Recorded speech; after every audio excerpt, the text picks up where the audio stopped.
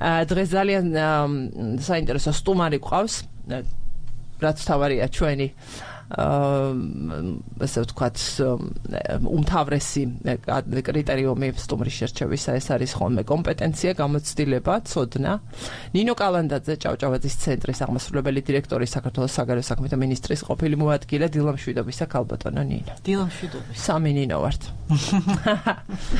ჩამოვთვალე, ვეცდები ხომ სხმებითაც გვიცნობს მსმენელი, გაგვარჩევს, მაგრამ მაინც საუბრის სვლელობისას შევეცდები, რომ დავეხმარო ასევე მსმენელს, რომელი ნინო ვლაპარაკობთ. არ ვიცი, შესავლის სახით რა მე აქცენტები შენი მინდა ასევე ნინო სამხარაძეს მიმართავ და შემდეგ უკვე გადავიდეთ სტუმართან შეკითხვისთვის.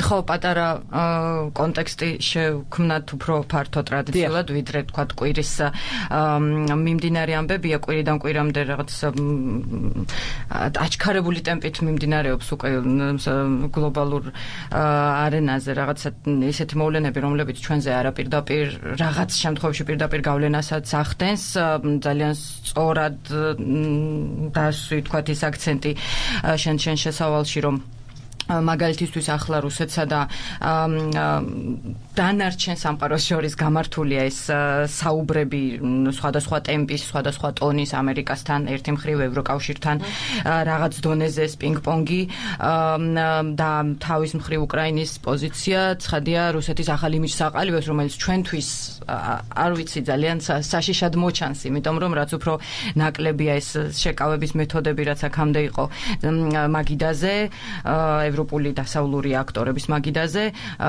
ლოგიკურია რომ მით მეტად მოწყვლადები ხდებით ჩვენ განსაკუთრებით იმ შიდა პოლიტიკურ ველზე, რომელიც ეხლა ფორმას იძენს ჯერჯერობით არ დასრულებულა და იმედი ვიქონიოთ რომ გარკვეული წინააღმდეგობის და რეზისტენტულობის უნარი ასე პროდასავლურ პროდემოკრატიულ საზოგადოებას საქართველოში საბოლოოდ მაინც აღმოაჩნდება, თუმცა ფაქტი არის ის რომ თითქოს გამაგრებას იწყებს თუნდაც ის ბრჭყალებში არჩევანი, რომელიც შენ ახსენე, რომელიც სინამდვილეში ხო მართლა არ არის არჩევანი, არის რაღაც სხვა, არ არის ქვეყნის სახელმწიფოს ეროვნული არჩევანი, არამედ არის ბევრად უფრო ვიწრო პარტიული იდეა და ხედვა და აი ამ კონტექსტში მინდა რაც შეიძლება სწრაფად ჩვენს ძალიან მნიშვნელოვან ღირებულ სტუმართან გადავიდეთ, გამომდინარე იქიდან რომ როგორც ასევე აფილიაცია ახსენე, ერთი მხრივ ძლიერ ანალიტიკას ველოდებით ჩვენი სტუმრისგან, მეორე მხრივ იმ გამოცდილების გაზიარებასაც, რაც აი ამ საგარეო პოლიტიკურ თანამდებობაზე ყოფნა შეიძლება შემატოს, ასე ვთქვათ, იმ ცოდნას, რა ცოდნაც შეგვიძლია ხა მსმენელს მივაწოდოთ იმის შესახებ. მოდი დიდი კითხვით დავიწყებ, სანობელე კითხვით, რა გადაარჩენს ახლა საქართველოს. ამ მოცემულობაში ეს ტექტონიკური გეოპოლიტიკური განვითარება ჩვენი შიდა არ ვიცი, არც ისე საიმედო ველი, საგარეო პოლიტიკური უფრო კონკრეტულად, რა კონკრეტული კომპონენტების ჩამოთვლა შეგვიძლია, მოდი ასე ვთქვათ, რამზე შეიძლება ჩვენ პროდასავლურმა საზოგადოებამ ჩვენი იმედები დავამყაროთ. დილამშვიდობის, მოგესალმებით, მივესალმები მსმენელს. არ ვიცი, რაღაცნაირად უხერხულად ვიგრძენი თავი ასეთი წარდგენის. კი, გავიფიქრე, ხო ზედმეტად ხომ არ დავძაბე. ვეცდები რომ საკუთარი თავი გამოვხტო.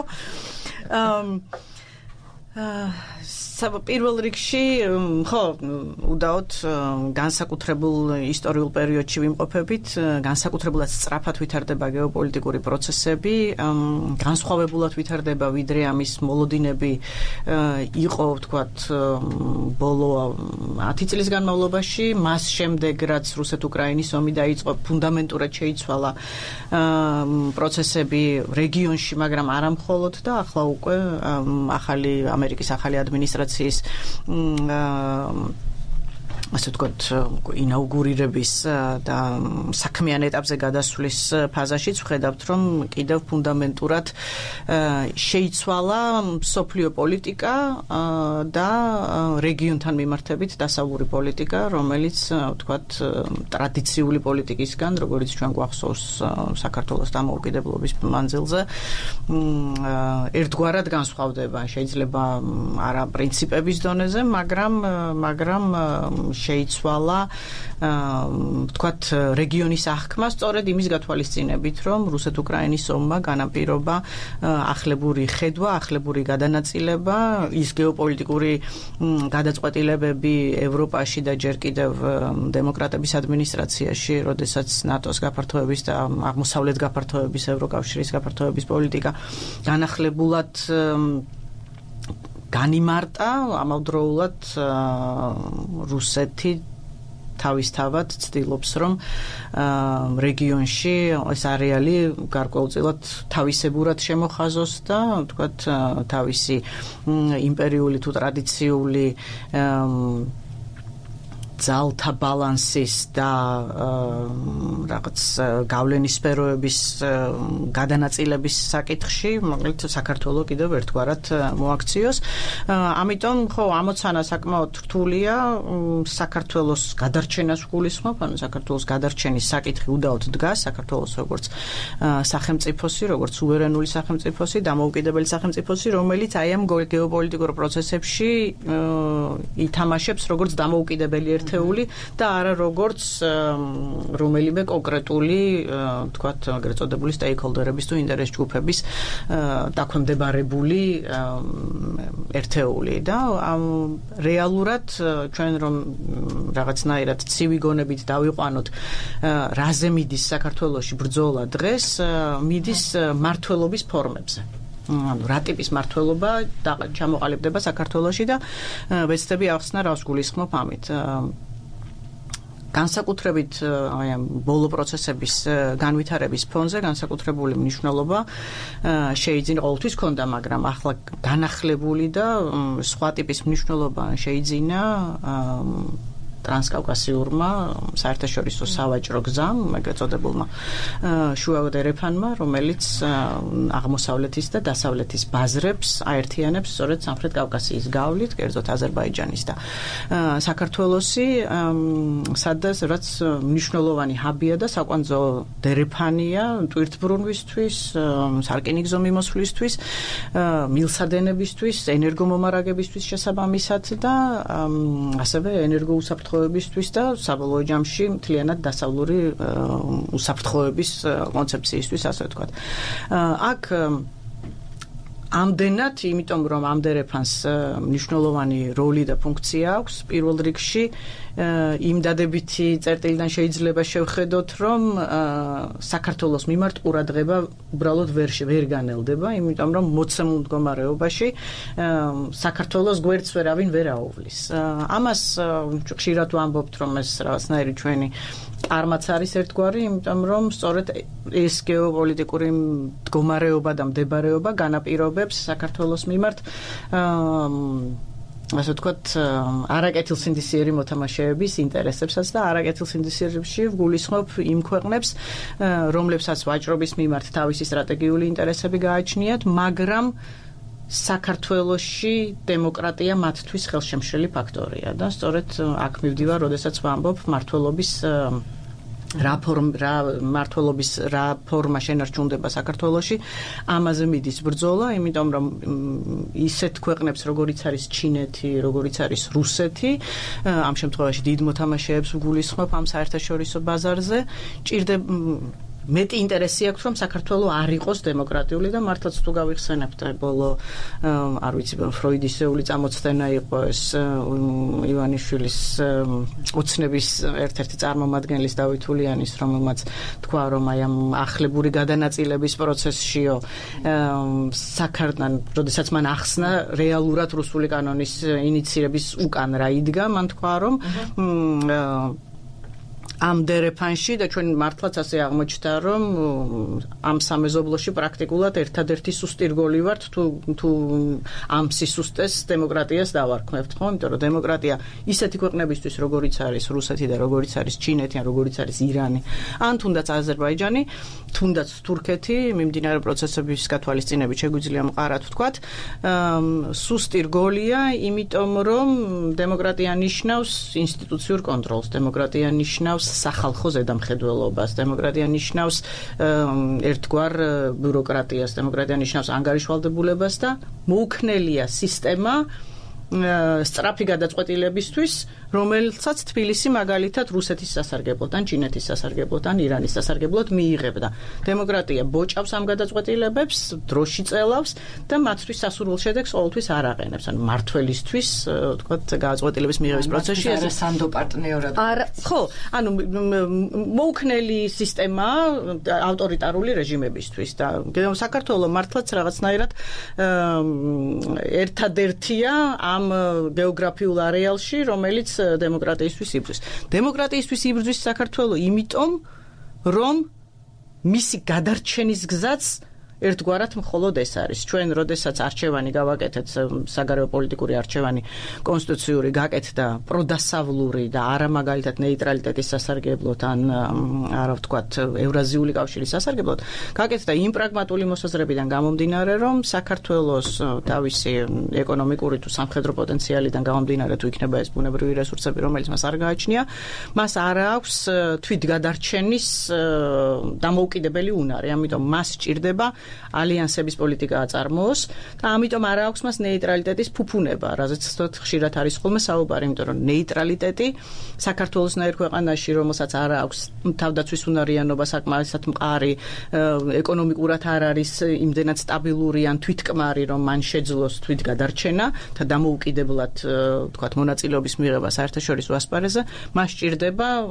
რაღაც დიდი მეგობარი თუ დიდი ძმა, რომელიც მასთან ერთად სამეკავშირეო პოლიტიკას დაიცავს და მის ინტერესებს დაიცავს საერთაშორისო არენაზე. ნეიტრალიტეტის შესაბამისად ჩვენ შემთხვევაში იქნებოდა ის, რომ ჩვენ კვლავ რუსეთის ორბიტაზე დავრჩებოდით, რომელსაც საქართველოს მიმართ აქვს ძალიან კონკრეტული პრაგმატული გეოსტრატეგიული ინტერესები, რაც მოიაზრებს იმას, რომ მას სჭირდება თბილისზე უპირობო კონტროლი, მას სჭირდება მილსადენებზე უპირობო კონტროლი, მას სჭირდება თბილისში ისეთი ხელისუფლება, რომელიც წინააღმდეგობას არ გაუწევს, რა ტიპის ტარიფები დაწესდეს მილსადენებზე, რა ტიპის სატრანზიტო შეთანხმებები შედგეს და ასე შემდეგ. ამ გადაწყვეტილებებს მიიღებს სწრაფად და მიიღებს იმ დაკვეთების მიხედვით, რა დაკვეთაც იმ წუთისთვის სტრატეგიულ ინტერესში შედის რუსეთთან. ხო, თუ აქამდე ვთქვათ, ივანიშვილის რეჟიმი პირდაპირ ინსტრუქციებს შესაძლოა რაღაც მხოლოდ უსაფრთხოების კონტექსტში იღებდა, რუსეთ-უკრაინის ომის შემდეგ შეიცვალა ეს ინსტრუქციები და აქ ავტორიტარიზმის კონსოლიდაციის გადაწყვეტილება ამიტომ უფრო სწრაფად იქნა მიღებული.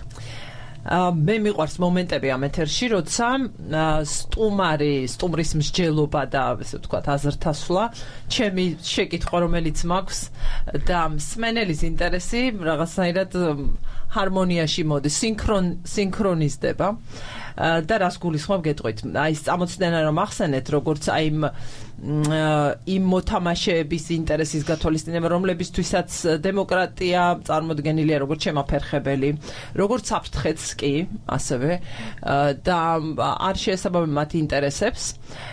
ეს საკითხი მსმენელი შემოდის ასეთი კომენტარით ამ ცვლილებების ფონზე საინტერესოა თუ მიხვდით ესე მოგმართავს რომ ფიჩხი არ უნდა ვიყოთ ვინმეს ხელში და სიფრთხილეა საჭირო და გეოგრაფიის გათვალისწინება. მადლობაო წინასწარმადლობას გვიხდის. ხო, თქვენ რა მართლობაზეც საუბრობთ, იული სამართავი ვართ სხვის ხელში. ეს არის ერთი მსმენელის მონაწილე, სხვებს გეტყვით შეგიძლიათ მოგწეროთ, შემოგვეხმიანოთ SMS-ები ნომერზე 5955005 და ვუბრუნდები რაღაცნაირად რომ მოვუყარო თავი ჩემს მიერ ასე ვთქვათ მონიშნულ შეკითხვას. საქართველოს ყავს არიან აქტორები ასევე მნიშვნელოვანი, რომლებიც გულშემატკივრობენ დემოკრატიულ განვითარებას საქართველოს, ხომ და დემოკრატიულ მომავალს. და დღეს მაგალითად არის მეგობარი აქტზე მსჯელობა, ბიზნეს შეხვედრა ასე არის ფორმატირებული სენატის, შეერთებული შტატების სენატის საგარეო საქმეთა კომიტეტში. იქაც სწორედ არის ეს ძალიან მკაფიო არჩევანი და ასე ვთქვათ, შეგვიძლია მეტი ვთქვათ ამ კონკრეტულ აქტზეც, მაგრამ შეკითხვა ჩემი რაში არის, რომ ახლა არის რაიმეს გაბედვის დრო საქართველოსთვის, იმიტომ რომ არჩევანი უკავშირდება არჩევანი არის როგორც შესაძლებლობების გამოსაყენებლად რაღაც ნაბიჯის გადადგმა, ასევე არის თანმდევი რისკებიც. და სწორედ ამ მსმენელის მონაწერში ეგ დავინახე ამის მიმართ, ასე ვთქვათ, სიფრთხილეზე ლაპარაკობს ის. ახლა არის რამეს გაბედვის დრო, მოცდის შესაძლებლობა უნდა გამოიყენოს საქართველოს თუ კომპლექსური, ინტენსიური საგარეო პოლიტიკის წარმართვის აუცილებლობა და ბევრი კითხვა დავსვევიცი ერთად და რა რესურს ხედავთ აქ. ამიტომ რომ ამგვარი პოლიტიკის წარმართვა სჭირდება რესურსი, ნება, რასაკვირველია, გადაწყვეტილება და შემდეგ რესურსი. რომ დავანებოთ თავი იმას, რომ საგარეო პოლიტიკური სტრატეგია ქვია ხომ იმ დოკუმენტს 22-ში რომ ვადა გაღვიდა. სტრატეგიული დოკუმენტი. ხო, მანდაც კი ის გვაქვს ვაკუუმებით, ვაკუუმში ვართ ამ კუთხით. კი, ჩვენ ფუნდამენტურად საქართველოს მომავალი სტრატეგიის გადაწერა მიმდინარეობს და მიმდინარეობს იმგვარად, რომ პარადოქსული ვითარება შეიქმნა, როდესაც თქვათ ის გადაწყვეტილებები, რომელსაც ხელისუფლება უნდა აკეთებდეს, დღეის მოცემულობით სახალხო ლეგიტიმაციით არ სარგებლობს. ანუ ხალხს მარტივად რო ვთქვათ, ხალხს სხვა რამე უნდა და რეჟიმს სხვა რამე უნდა. რეჟიმს ახლა როდესაც ჩვენ მართლობის ფორმებზე ვსაუბრობდით, აწყობს რომ ძალაუფლება შეინარჩუნოს დიქტატორული გზებით, ავტორიტარიზმი დაამყაროს საქართველოში, რომელიც აი ამ დემოკრატიულ ბარიერებს და შეზღუდვებს მოხსნიდა და მეტმოქნილობას შეძენდა შესაბამისად აღმოსავლეთისა და ჩრდილოეთის გლობალურ მოთამაშეებს, რომლებსაც საქართველოში დემოკრატია არ აინტერესებთ და ამავდროულად შეაფერხებდა, უბრალოდ შეასუსტებდა დასავლურ ბერკეტებსა თუ ინტერესებს, იმიტომ რომ დასავლეთს საქართველოსთან და სხვა ნებისმიერ ქვეყანასთან ურთიერთობისთვის ჭირდება, რომ ის ქვეყანა მისთვის გასაგებ ენაზე საუბრობდეს და მისთვის გასაგები ენა არის დემოკრატიული და ინსტიტუციონალური მმართველობა. ამიტომ არის, რომ დასავლეთს მისი პრაგმატული სტრატეგიული გეოპოლიტიკური ინტერესებიდან გამომდინარე რეგიონთან მიმართებით აინტერესებს, რომ რეგიონში რაც შეიძლება მეტი დემოკრატია იყოს. ამით იყო განპირობებული სულ თავდაპირველი ჯერ კიდევ ამერიკის ძველი ადმინისტრაციის ტალღა, ეს დემოკრატიზაციის ტალღა, რომელიც თქვა გავრცელდა როგორც აღმოსავლეთ ევროპაზე, ისე სამხრეთ კავკასიის რეგიონში შემოვიდა. სწორედ იმიტომ, რომ მათთან სასაუბროთ, მათ ისეთი სახელმწიფოები, როგორც არის მოლდოვა, როგორც არის უკრაინა, შავი ზღვის მოსაზღვრე ქვეყნები, როგორც არის სამხრეთ კავკასიის ქვეყნები, მათ შორის სომხეთში ეს საუბრები და საქართველოში. სწორედ იმიტომ დაიწყო, რომ მათ ამ ქვეყნებში ჭირდებათ ფუნდამენტურად დემოკრატია. პირველი, იმიტომ რომ ავტორიტარული რეჟიმების გავლენა შეამცირონ და მეორე, რომ მათ თავისუფლად შეძლონ ამ ქვეყნებთან ურთიერთობა, ჰარმონიზაცია და შესაბამისად სავაჭრო ინტერესების გაძლიერება. დღეს ამ მოცემულობის წინაშე ვდგავართ, რომ ჩვენ გვიწევს არჩევანი გავაკეთოთ, რაღაც ავირჩიოთ, თქვათ, სტრატეგიული მოთმინება და დაველოდოთ როგორ განვითარდება პროცესები და შემდგომ ვეცადოთ ჩვენს ტრადიციულ გზას დავუბრუნდეთ, ან მივენდოთ აი ამ ტალღას და რაღაცნაირად ვცადოთ, რომ ეს დრო ჩვენთვის სასიკეთოდ გამოვიყენოთ.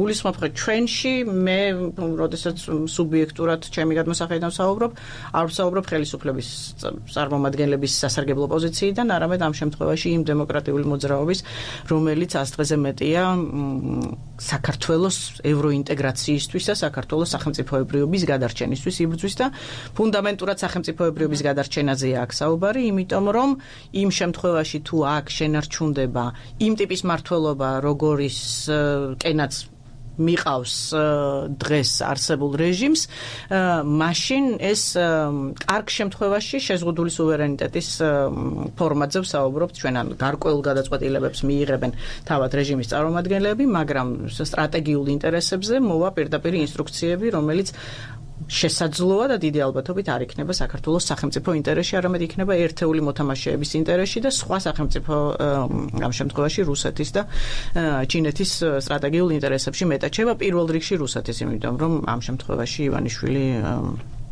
დიდწილად იმ ვერტიკალს ექვემდებარება. სირთულეს განაპირობებს ისიც, რომ იმ ძალებზე, რომლებსაც ჩვენ დემოკრატიულ ძალებს ვეძახით და ამ შემთხვევაში სახალხო პროტესტია საუბარი, არსებითად დიდი ბერკეტი ხელში არ უჭირავთ. გარდა იმისა, რომ აი ეს დროთა ჭიდილი სათავისოდ გამოიყენონ და ის პერიოდი, რა პერიოდშიც არსებული რეჟიმი ჯერ კიდევ არალეგიტიმურად მოიაზრება და ცდილობს, რომ ლეგიტიმაცია მოიპოვოს. ამ პერიოდისთვის რაღაცნაირად ამ მოძრაობამ გამძლეობა უნდა აჩვენოს, რომ დასავლეთმა თავისი გადაწყვეტილებების მიყოლება შეძლოს. გულისხმობ ის გადაწყვეტილებები, რომლებიც საწყის ეტაპზე მიიღო, იქნება ეს სანქციების გაგრძელება, ვთქვათ, ახალი არჩევნების მოთხოვნა, ქვეყნის დემოკრატიზაციის ხელშეწყობა, წახალისება, რა ბერკეტებიც მათ აქვთ და რისი შესაძლებლობაც მათ შეუძლიათ, რომ ვთქვათ, საქართველოში ამ მოცემულობაში გამოიყენონ. თავისთავად ეს ძალიან რთული ამოცანაა, იმიტომ რომ დისპროპორციულია ძალთა ბალანსი. ანუ ერთ მხარეს არის ორგანიზებული, კარგად აღჭურვილი, შეიარაღებული, ბევრი ფინანსური რესურსით აღჭურვილი ძალა, რომელიც საერთოდ არ ექვემდებარება დემოკრატიულ ბოჭვებს, ხო, რაღაც კონვენციურ მეთოდებს დემოკრატიული წინაღობების და მეორე მხარეს არის შიშველი ხელებით მებრძოლი ძალა, რომელსაც პრინციპში მხოლოდ გამძლეობა არის მისი უპირატესობა და მისი სიმართლე. მაგრამ ბრძოლის ბერკეტები მის ხელში, ვთქვათ, შეუდარებლად მცირეა, ხო? ამიტომ არის, რომ დასავლეთის მხარდაჭერა ამ შემთხვევაში არის პრინციპულად მნიშვნელოვანი, რომელიც აი იმ პროცესების ფონზე, რომელიც ახლა მოლაპარაკების ფორმატით მიმდინარეობს ამერიკის შეერთებული შტატების მედიაციით, რასაკვირველია საქართველოს მიმართ შედარებით მოდუნებულია, იმიტომ რომ დღის წესრიგში პრიორიტეტულად რეგიონში ახლა უკრაინაში მშვიდობის მიღწევა დგას და შედარებით ნაკლებად საქართველოს დემოკრატია. ვიდრე შემდეგ შეკითხვაზე გადავიდოდეთ, მსმენელებს მინდა გითხრათ, რომ რადიო პალიტრის ეთერში თქვენ უსმენთ რადიო თავისუფლების დილის საუბრებს საგარეო პოლიტიკასა და უსაფრთხოებაზე. ახლა რადიო პალიტრის ეთერში რეკლამის დრო დგება, ძალიან ცოტა ხნით დაგტოვებთ, ვაგრძელებთ უწყვეტად რადიო თავისუფლება.gz-ზე კომენტარებს ვხედავ მსმენელებისას და მიუბრუნდები ამ სარეკლამო პატარა პაუზის შემდეგ და შემდეგ პასაჟში, ასე ვთქვათ, ნინო გისმენ. კი, მე მინდა გავეხმაურო ერთ ტერმინს, რომელიც ახლა ჩვენმა სტუმარმა გამოიყენა და ასევე ძალიან ეფექტიანად ჩემი აზრით რაღაც დონეზე იყენებს ხოლმე ქართული ოცნებაც ეს სიტყვა სტრატეგიული, არც პრაგმატული სტრატეგიული პოლიტიკა, თავად რასაც არ ქმნიან იმ პოლიტიკას, რაც არჩეული აქვთ რომ გაატარონ. მოდი აი რაღაცა ერთგვარი დამიწება რომ გავუკეთოთ აი ამ სტრატეგიულ საგარეო პოლიტიკას, განსაკუთრებით ახლა სტრატეგიულ თავშეკავებას, თუ არც ის რაღაც სტრატეგიულ მოქმედობას ბრჭყალებში მსმენელი რადგან ვერ გვხედავს ამ ტერმინს ბრჭყალებში ვსვამ. ანუ ჩემი აზრით რაღაცა პატარა ჩემ ფიქრს ეხა შეფასების სახით წარმოვადგენ და რამდენად არ ვიცი დამეთანხმებით თუ რამდენად შეიძლება პრაქტიკაში ეს სერიოზული მსჯელობის საგანი გახდეს. რეალურად საქართველოს ეხლა საქართველოს რესურსების მქონე სახელმწიფოს ახლა თუნდაც აბსოლუტურად აი კონვენციური სიტყვა გამოიყენოთ რეჟიმის მმართველობის პირობებში დასჭირდებოდა დამატებითი ფიქრები იმის შესახებ მაინც როგორ გადარჩეს, აი ხელახლა როგორ გადარჩეს. განსაკუთრებით იმ ფონზე, რომ აგერ ჩემ შესავალშიც თქვი, რომ რუსეთის იმიჯი იცვლება. აქამდე ის შეიძლება იყო, არ ვიცი, სტრატეგიული კონკურენტი ხანდახან და მაინც ჩვენთვის ხელსაყრელი იყო, იმიტომ რომ გავლენის ზონებში დასავლეთისთვის სტრატეგიული კონკურენტი და გავლენის ზონების გადანაწილებისას მაინც კონკურენტი იყო.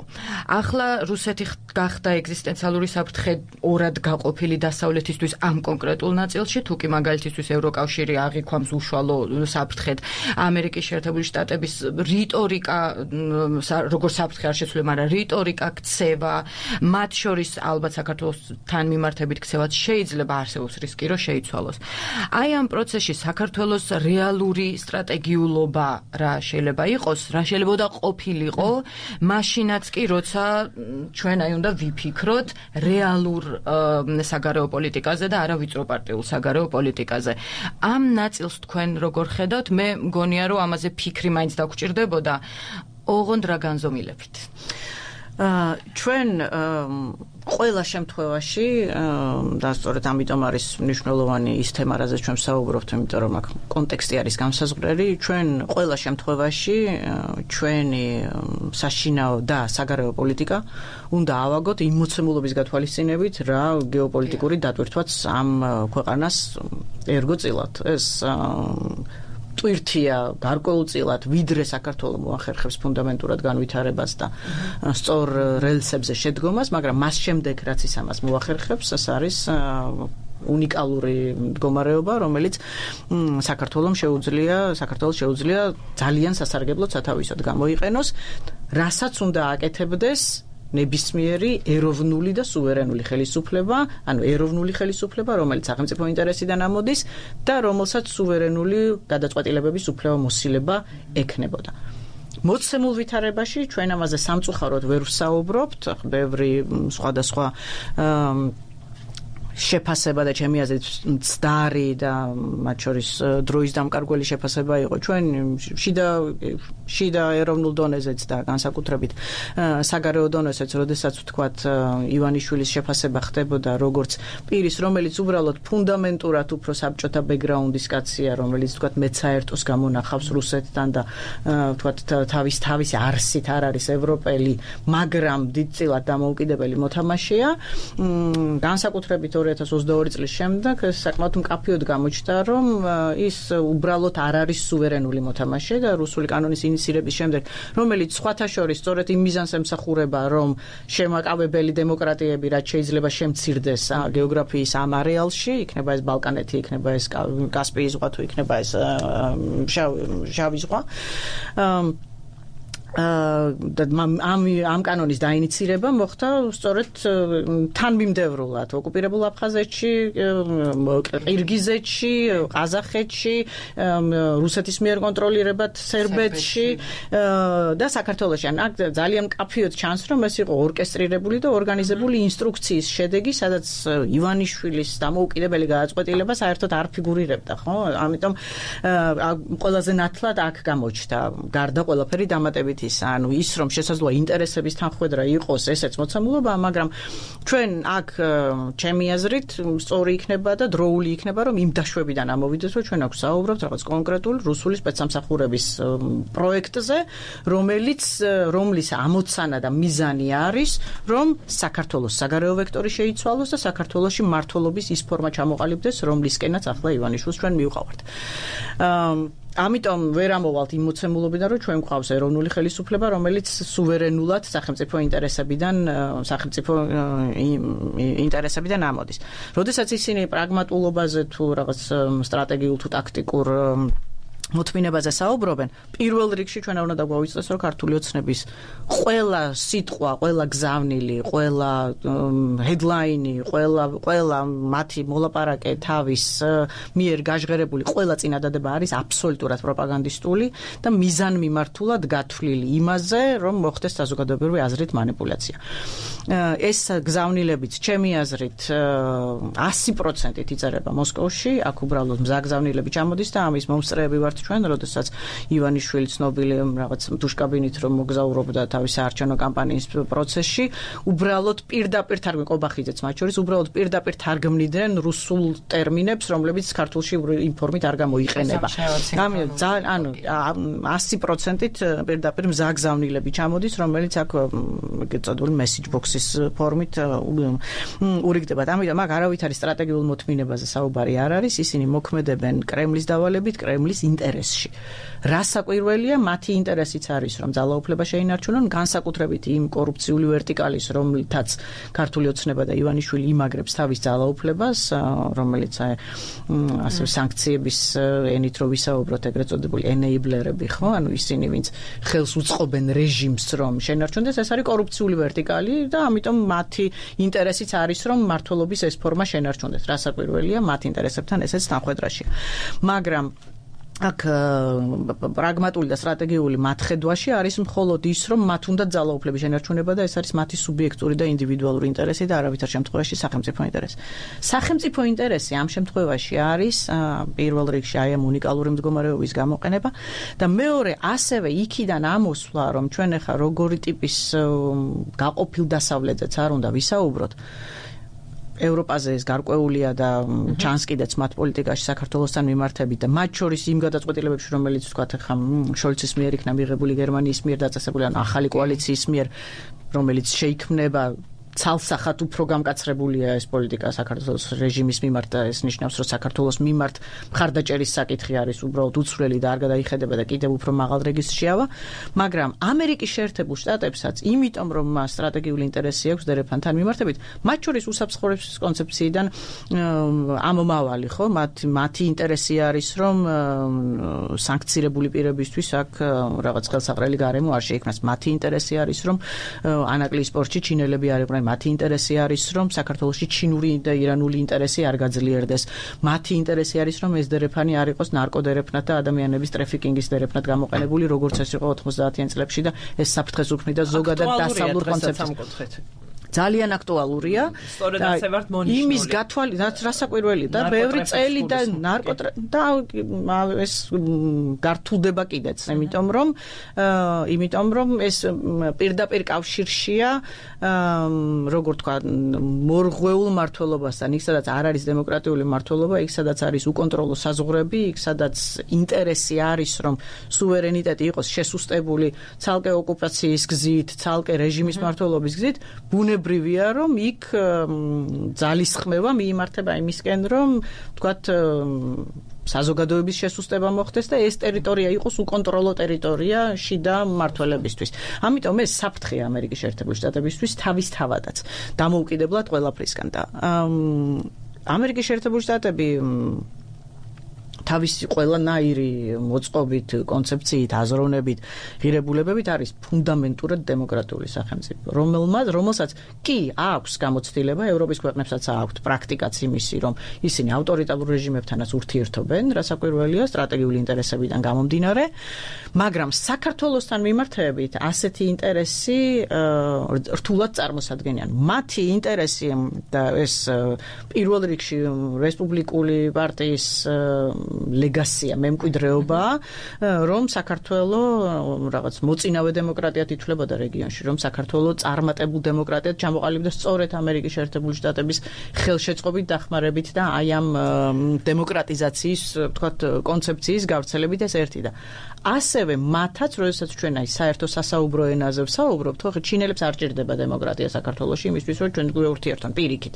ხელშემშლელია დასავლეთისთვის ფუნდამენტურად მნიშვნელოვანია, რომ საქართველოში ვისაც არ უნდა ელაპარაკონ, ის სახალხო ლეგიტიმაციით სარგებლობდეს. მას უნდა კონდეს წარმომადგენლობითი უფლებამოსილება, ანუ პირი, რომელიც მათთან რამე თუნდაც მათთვის სახელმწიფო სტრატეგიული ინტერესების დიალოგში შევა, ის უნდა სარგებლობდეს სახალხო ლეგიტიმაციით. წინააღმდეგ შემთხვევაში ეს დავა ურთიერთობის ძალიან მინიმუმამდე, რომელიც არც ამერიკის შეერთებული შტატების ინტერესში შედის და არც მით უმეტეს საქართველოს განვითარების ინტერესში, დიქტატურული რეჟიმის პირობებშიც კი, იმიტომ რომ დავუბრუნდეთ საქართველოს არსებულ რესურსებს, საქართველოს 100%-ით დამოკიდებულია საგარეო დახმარებაზე. 100%-ით დამოკიდებულია დოლარზე, რომელიც გარედან შემოდის სხვადასხვა გზით, პირველ რიგში პირდაპირ ინვესტიციებით და სავალუტო ფონდებით და ისინი უბრალოდ ვერ მოახერხებენ ურთიერთობას ქვეყანასთან, რომელსაც მართავს არალეგიტიმური რეჟიმი. ხო, ეს იყო კიდეც ერთგვარი კი ძალიან მოკლე და მოზღუდული ინფორმაცია გავრცელდა იმ შეხვედრაზე, ხომ, შეერთებული შტატების ელჩისა ქართული ოცნების საგარეო საქმეთა მინისტრთან, როცა მეტ სერიოზულობას იქ რაც ჩადა, ეს სიტყვა იყო ყველაზე თვალშიდაცემი, ხო? სერიოზულად რომ იყოს აღქმული საქართველო. მე აქ მაქვს ერთი შეკითხვა და უნდა დაისვას, ასე მგონია, უნდა გავბედოთ ამ შეკითხვის დასმა, ხომ არ არის ახლა ზღვარი რაღაცნაირად ხომ არ არის საქართველოს ძალიან ახლოს იმ ხაზთან, არ ვიცი თქვენ როგორ აფასებთ შეიძლება თვლიდეთ რომ ხაზთან კი არა ხაზზეა ან გადააბიჯა უკვე არ ვიცი. თავად შეაფასეთ და შემდეგ გადავა მსმენელების კომენტარებზე. მადლობა დიდი რომ გწერთ და ასეთი აქტიურობა გაქვთ. როცა ჩაითვლება რომ ხომ არის რაღაცა ყველაფერს თავის საზღვარი აქვს ლიმიტი ინტერესსაც მათ შორის და აგერ აი ეს თქვათ იგივე რომ ევროკავშირის ლიდერების რიტორიკაში რაღაცნაირად საქართველოს ადგილი უკვე კნინდება ან საერთოდ არ არის გარკვეულ კონტექსტებში ნახმარი იმავე გაფართოების კონტექსტში და ასე შემდეგ. ხომ არ ითვლება უკვე კარგი, ხომ არ არის საქართველოს ახლოს ხაზთან, როცა უკვე ჩაითვლება რომ საქართველოს ამბავი გარკვეულია. რაღაცები არის, ხომ, რაღაც თავზე მოძალა არ არის. გულისხმობ გარკვეული პარტნიორებისთვის, ვისაც გარკვეული ინტერესი აქვს. კი, აგერ იხილება მეგობარი აქტი, იქნება გაფართოების შესახებ ანგარიში მალე ევროკავშირისგან, ევროკომისია მუშაობს უკვე ამაზე, ვნახავთ იქაც შეფასებებს. გვესმის აგერ განცხადებები ელჩებისა, გერმანიის ელჩის გუშინდელი საყურადღებო განცხადება. ეს ყველაფერი რაღაცნაირად აჩენს ამ განცდას. მიახლოების ემზღვართან როცა გავიგეთ.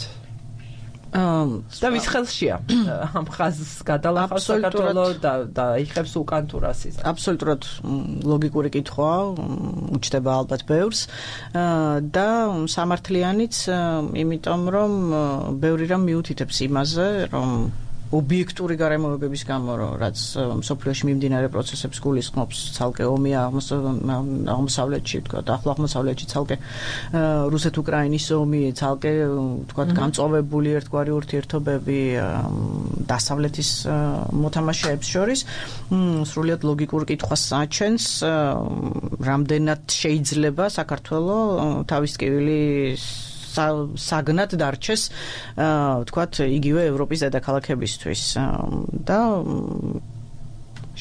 თეორიულად ყველაზე ცუდ სცენარში შესაძლებელია, რომ როდესაც რაღაც ერთგვარი ახალი დეფინირება მოხდება ევროპის საზღვრების მას შემდეგ რაც რუსეთ-უკრაინის ომი დასრულდება, სრულიად რეალურია საფრთხე, რომ საქართველოს ამ ახალი ეგრეთ წოდებული რკინის ფარდის მიღმა აღმოჩნდეს და არ აღმოჩნდეს ევროპის მხარეს, არამედ აღმოჩნდეს უკრაინა და მოლდოვა აღმოჩნდეს ევროპის მხარეს, მაგრამ საქართველოს არ აღმოჩნდეს იქით მხარეს, სწორედ იმიტომ, რომ ახლა ისედაც ბევრი თავის ტკივილი აქვს ევროპას და იმიტომ, რომ საქართველოს უბრალოდ ფაქტობრივადაც ვერანაირ კრიტერიუმს ვეღარ აკმაყოფილებს. საქართველოს მიენიჭა სტატუსი მხოლოდ გეოსტრატეგიული ამოცანებიდან გამომდინარე, მხოლოდ იმის გადაფასებით და გაცნობიერებით, რომ რუსეთ-უკრაინის ომი და რუსული პოლიტიკა უშუალო საფრთხე იყო ევროპისთვის, გერმანიის სადაზვერვო სამსახურმა გამოაქვეყნა დასკვნა, სადაც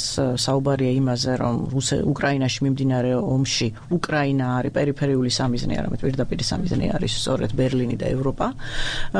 აი ამ უსაფრთხოების ხელახალმა კონცეფციამ განაპირობა ის უპრეცედენტო გადაწყვეტილება, რომ პრაქტიკულად წინაპირობების გარეშე დათანხმდნენ, რომ იგივე მოლდოვას, იგივე უკრაინას და საქართველოს მინიჭებოდა კანდიდატის სტატუსის, ანუ ეს სტატუსი მინიჭებოდა, რომ თქვა გაწევრიანების მეტი შანსი მიეცემოდა.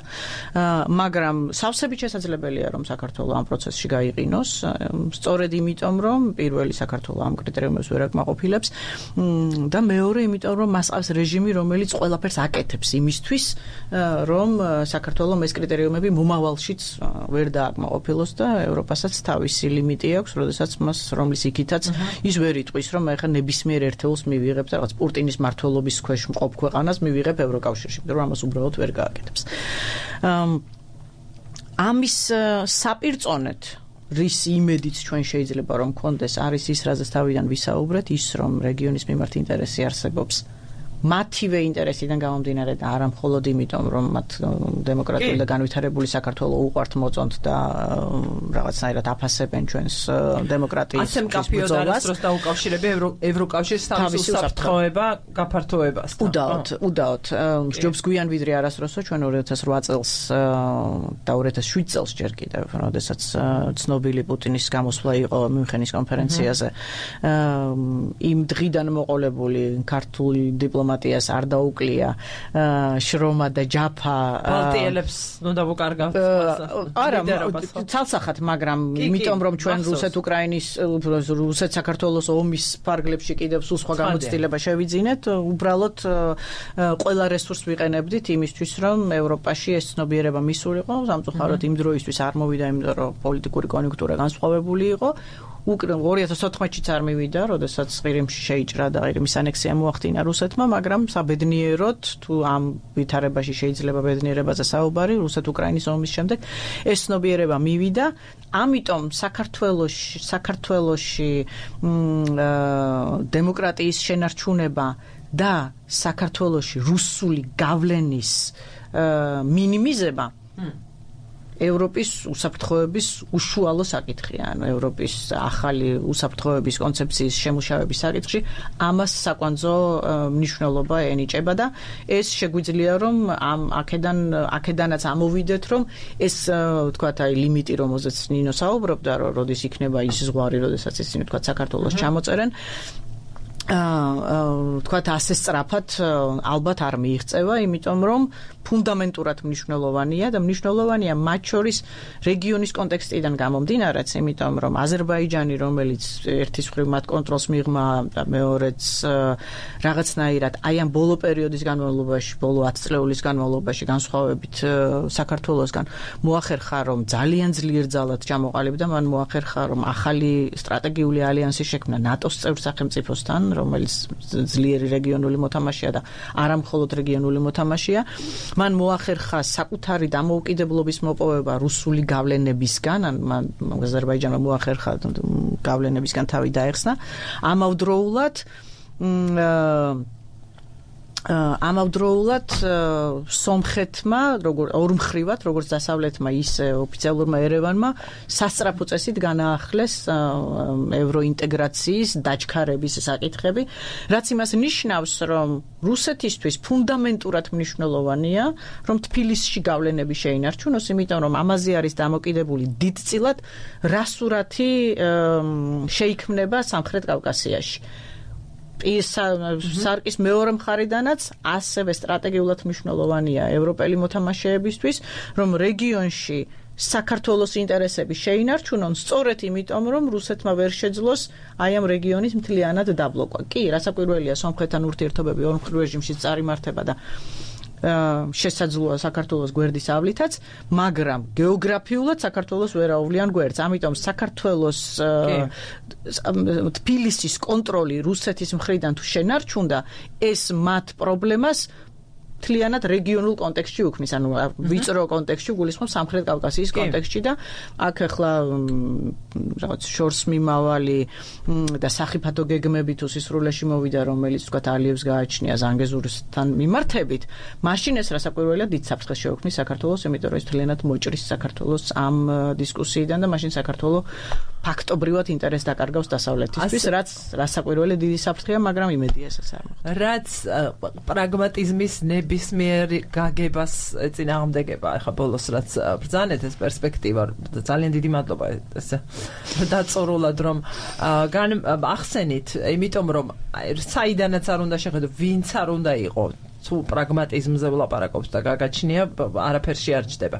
და კიდევ უფრო ვიწრო და სომხეთის მხრიდან თუ შევხედავთ საქართველოს აი ეს სიტუაცია სომხეთისთვის ძალიან დიდი, ესე ვთქვათ, დამამოხრუჭებელი არის, მიუხედავად იმისა, რომ გეთანხმებით მას თავისი გზა აქვს, მაგრამ ეს გზა საქართველოსთან ერთად მისთვის ამიტომ არის ის ძალიან დიდი გულშემატკივარი ჩვენი დემოკრატიის და პირიქით ჩვენ ვართ ახლა მათი პროევროპული პოლიტიკის დიდი გულშემატკივრები, იმიტომ რომ ურთიერთკავშირშია პრინციპულად. მოდით სვენელებს შევხედოთ როგორ გაირბინა დრომ, რომელიც თითქოს არ არის ხოლმე ცოტა. ხო, ამაზე ვილაპარაკეთ, დღევანდელი საქართველოს მდგომარეობა, საგარეო პოლიტიკა რა და როგორო. შემდეგ უკაცრავად რა სტრატეგიული თავშეკავება გადალანძღეს მთელი დასავლეთი, ხო, სხვა რამეს გულისხმობდით, ცხადი ამაზეც ვილაპარაკეთ. რუსეთთან მიმართებით გამოხატავენ ამ ვითომ. ხო, პროპაგანდისტულ თავშეკავებას. ესე იგი, რუსეთს იმდენი რესურსია. ხო, აი ესეთი მოსაზრებაც არის სვენელის. ხალხს სიმშვიდე გვინდა, სხვა რამე თქვენ გინდათ. ცრუ დემოკრატიის მოშველიებით, რომელი ქვეყნების თქვენ ჩამოთვალეთ, ყველანი ჩვენი ძლიერი მეზობლები არიან და სწორედ მათთან უნდა გქონდეს ნორმალური ურთიერთობა და არა მოლაქლაკე ბოდიში ბოდიში მსმენელთან ევროკავშირთან, რომელსაც საბჭოთა კავშირი ბევრად ჯობდაო. ასეთი მოსაზრებითაც გვისმენს ერთი მსმენელი. და ასევე შტატების ახალი ადმინისტრაცია. ხო, ჩვენ რა შეგვიძლია თუ მსოფლიო დემოკრატიის ბედი შტატებში წდება. შტატების ახალი ადმინისტრაცია მემარცხენე ლიბერალურ დემოკრატიას ისე უყურებს, როგორც ლენინი ბურჟუაზიას. ეს გამოთქმა ხო იმდანაც ისეთი ძველი იყო, მე მგონა მარტო მე მახსოვდა. დემოკრატიული პარტია სრულ კოლაფსს განიცდის, რაც წარმოადგენს დასავლეთი და ნატო შტატების გარეშე. ასეთ სვამს კითხვას ჩვენი ერთ-ერთი მსმენელი. ხო, აი ეს არის რომ შევკრიბო თუ რამე გამომრჩა შემოვდგა. ორი კითხვა ჩავიჭირე ამ შემთხვევაში. პირველი უფრო მოსაზრება იყო, მაგრამ მე ჩემს მოსაზრებას დავუპირისპირებ. რასაკვირველია, ალტერნატივა არ აქვს ნორმალურ ურთიერთობებს ძლიერ მოთამაშეებთან, მით უმეტეს, როდესაც ის უშუალო სამეზობლოა. აქ პრობლემა იმაში არ არის, რომ საქართველოს არ უყურებს ამას როგორც მნიშვნელოვანს. აქ ფუნდამენტურად ამოსავალი არის ის, რომ რუსეთს არ უნდა ჩვენთან თანასწორუფლებიანი ურთიერთობა და ჯანსაღი სამეზობლო პოლიტიკის წარმოება. ჩვენ ნორმალური ურთიერთობების წარმოება გვინდა ყველასთან, როგორც სავაჭრო, ისე პოლიტიკური, მით უმეტეს სამეზობლოში. ოღონდ პირველ რიგში სუვერენული უფლებამოსილებიდან ამოსული და სახელმწიფოებრივი ინტერესიდან ამოსული. რუსეთის ინტერესი არის, რომ საქართველოში სახელმწიფო ინტერესი არ ტარდებოდეს, არამედ რუსული ინტერესი ტარდებოდეს. ეს ქართული ინტერესი ვერ იქნება. ეს აღარ არის ნორმალური ურთიერთობები, ეს არის ბატონყმური ურთიერთობები. ამიტომ მე ნაწილობრივ ვიზიარებ კრიტიკას, რომ ევროპა ლაპარაკის ნაცვლად მეტს უნდა აკეთებდეს, მაგრამ ჩვენ უბრალოდ იმ არჩევანში ვირჩევთ აღმოსავლეთს თუ ჩრდილოეთს თუ ვირჩევთ დასავლეთს, უბრალოდ სხვა არჩევანი არ გვაქვს, თუ გვინდა რომ გადავრჩეთ როგორც სახელმწიფო და როგორც დამოუკიდებელი ერთეული და სწორედ ეს განაპირობებს ერის უმრავლესობის გადაწყვეტილებას, რომ საქართველოს აირჩიოს პროდასავლური კურსი და არა შეუერთოს თქვა ევრაზიულ კავშირს ან რაღაც საბჭოთა კავშირის ძველ ფორმატს, რომელსაც პუტინი ცდილობს რომ აღადგინოს. რაც შეეხება რამდენად ვაშინგტონში წყდება მსოფლიო დემოკრატიის საკითხი, ეს ალბათ მაინც დიდწილად უტრირებული საკითხია. ვაშინგტონი დიდი მოთამაშეა ძალსახად, მაგრამ ვაშინგტონმა ახალი ადმინისტრაციის პირობებში თავად თქვა, რომ მის ინტერესში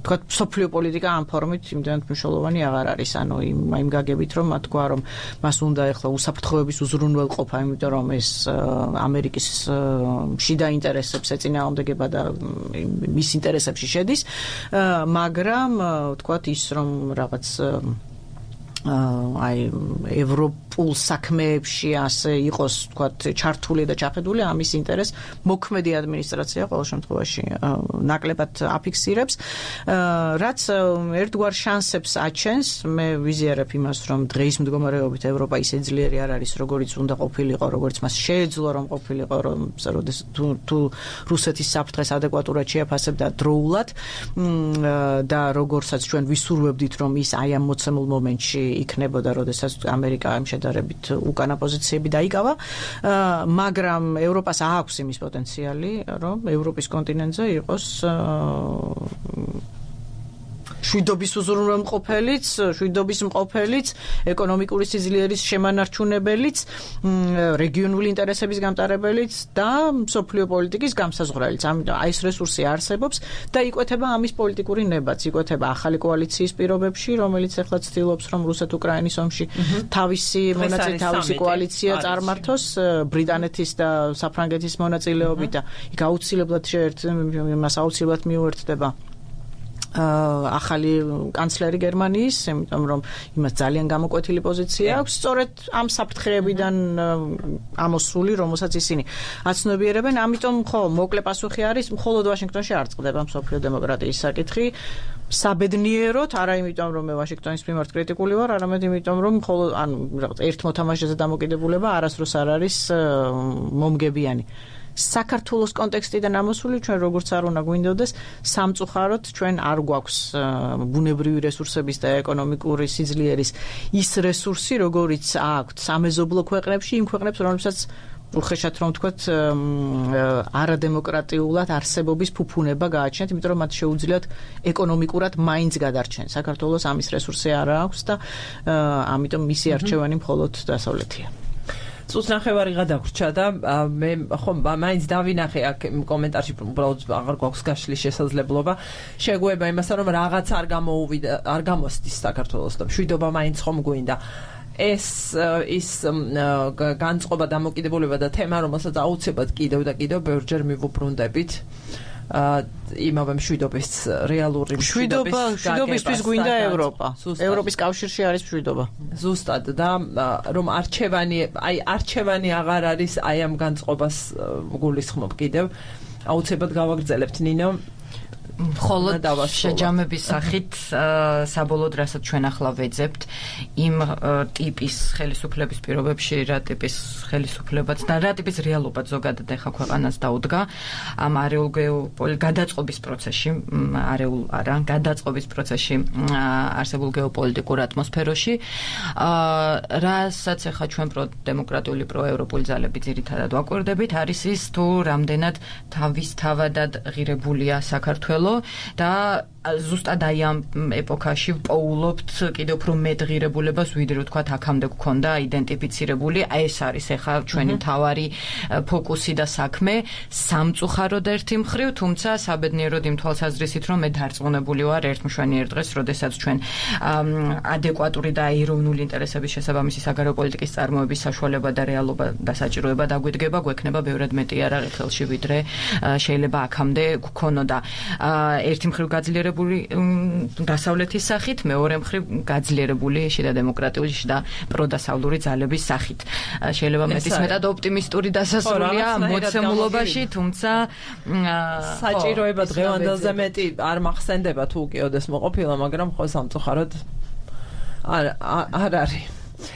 და ესეც ხო ამ საგარეო პოლიტიკურ აქტორებზე საუბარიც საქართველოს წარმოდგენა და საქართველოსთვის კეთება მკეთებელთა საკითხი ესეც გასაშლელია მომავალში აუცილებლად კიდევ ერთხელ გეტყვით დღეს პარიზში იმართება ნების მქონეთა კოალიციის თუ როგორ უნდა დავარქვათ უკრაინის საკითხზე სამიტი ვოლოდიმირ ზელენსკი საფრანგეთში ჩავიდა გუშინ ჰქონდა ორმხრივი შეხვედრა ემანუელ მაკრონთან რომელმაც მკაფიო განცხადება გააკეთა რომ რუსეთისთვის სანქციების მოხსნაზე საუბარი არის ნაადრევი და ეს მოხდება მაშინ როდესაც რუსეთი დატოვებს უკრაინის საზღვრებს აი ესეთი არის სიტუაცია მივადევნოთ თვალი ყველაფერს თქვენთან ერთად აუცილებლად და დიდი მადლობა უნდა ვუთხრათ ჩვენს დღევანდელ სტუმარს ნინო კალანდაძეს ის გახლავთ ჭავჭავაძის ცენტრის აღმასრულებელი დირექტორი საგარეო საქმეთა მინისტრის ყოფილი მოადგილე დიდი მადლობა ნინო სამხარაძეს საქართველოს პოლიტიკის ინსტიტუტის აფილირებული ანალიტიკოსი გახლავთ მასთან ერთად ვუძღვები ხუთშაბათობით ამ რუბრიკას მე ნინო გელაშვილი ვარ რადიო თავისუფლების ჟურნალისტი გემშვიდობებით